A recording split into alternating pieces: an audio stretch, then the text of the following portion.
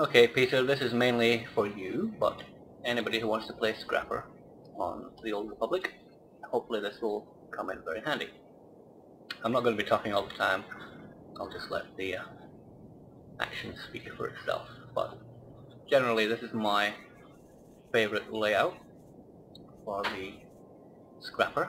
These icons here, Blaster Whip and Sucker Punch, which I use a lot. Also Pugnacity, which helps to keep your energy levels up. I'll demonstrate by attacking this lurker ahead of me in a moment. Obviously I always start in stealth mode, so then I'm going to start with, I don't have upper hand available at the moment, so I can't start with Sucker Punch, but as soon as I hit Blaster Whip, Sucker Punch will be available, as will Pugnacity. But I tend not to hit Pugnacity first time. I'll start with the punches, and if it becomes available again, I have a high chance of getting a second strike on Sucker Punch, which also means I'll get a second chance on Pugnacity. So anyway, let's see how this goes.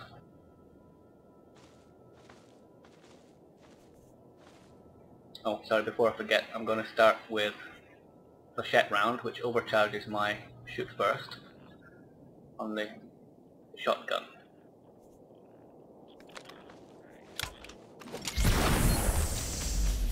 Straight in with shoot Sucker Punch.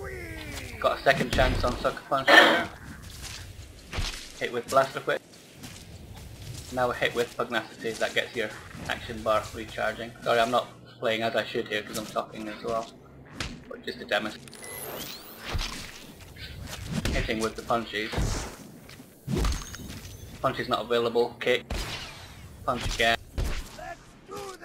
Another punch. There's another second chance, and there's a third chance, and a fourth chance on Sucker Punch. Pugnacity also became available, but the cooldown has not recharged yet. So without doing anything there, I would have taken them down a bit quicker. But because I'm recording a demonstration here and I'm talking about the toolbars, I'll do another fight in a moment without talking. But generally, that's the routine. Go into stealth.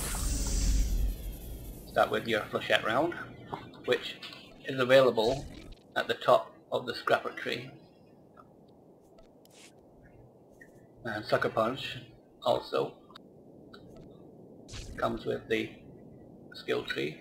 So basically you want most of the Scrapper tree. But definitely Sucker Punch, which exploits upper hand for quite a lot of damage, and it requires and consumes upper hand, which I've just explained. Blaster Whip will always 100% activate upper hand to make these two, Sucker Punch and Pugnacity, available, as long as the cooldown has recharged.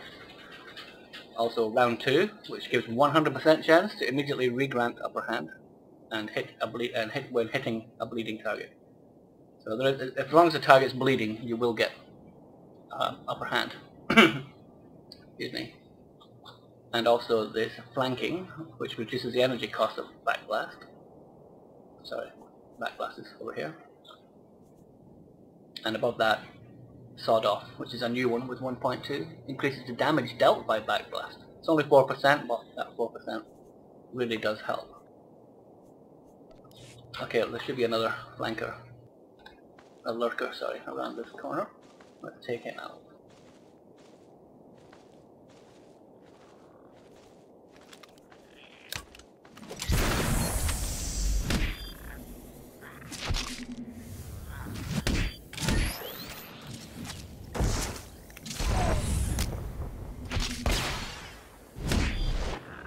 There we go. There was a few more hits than normal, but depending on your buffs and critical hits, they can go down a lot quicker. So that was again starting with my Flechette round, straight in with shoot first to knock them on their ass for 4 seconds. Gives you a chance to move in with Blaster Whip, Sucker Punch, Pugnacity to get your energy up and keep your energy up.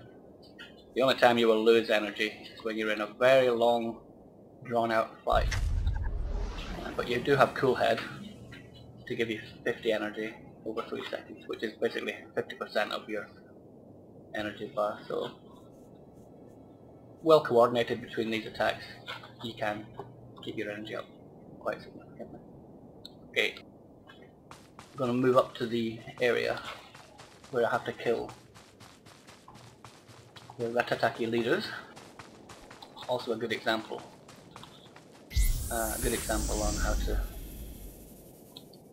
use the Blaster Whips and Sucker Punches and Pugnacity. But it seems like somebody's been here already, so there should be one available.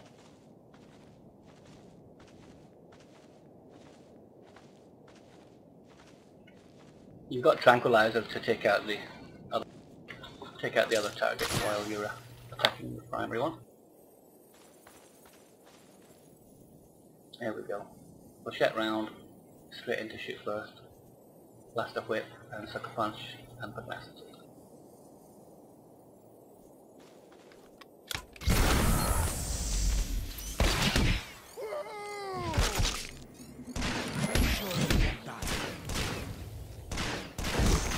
You can hit with a headshot while you're waiting for the cooldown of Blaster Whip. But the headshot only works with a target that's been incapacitated. So when my healing companion incapacitates him with his lightning, I tend to hit him with the headshot. And just finish this guy off any way you like. Shoot first is only available from stealth, so that's why it's not available, but you do have Back Blast. Not as powerful as shoot first, but still very effective.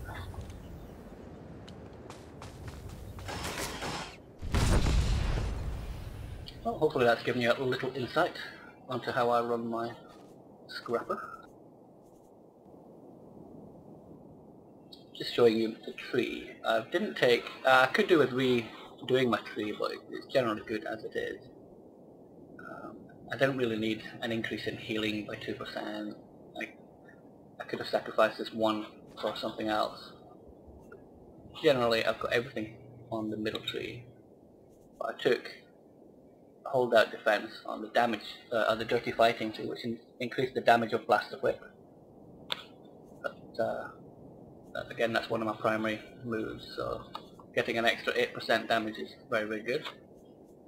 And also on the healing tree is Bedside Manner, 3 points on there, gives you 9% cunning, and cunning is very vital for all the tech moves that Scrapper uses.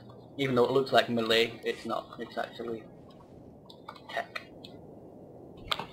Okay, we have the excess freighter flyby, which I call airstrike. It's easier to say. And effectively that's what it is. Your ship comes in for an airstrike.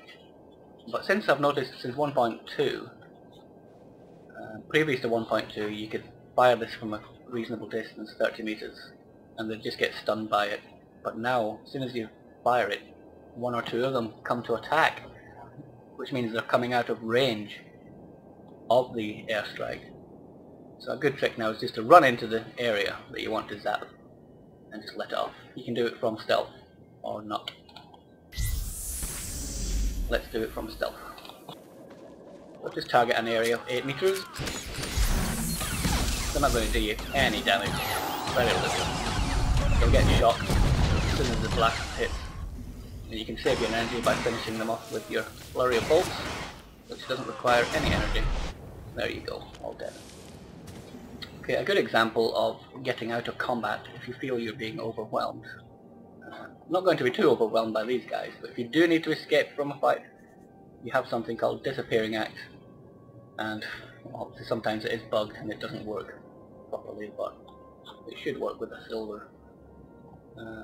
Just as an example, I'll attack this guy, and then when I want to break the fight, let's pretend it was a gold,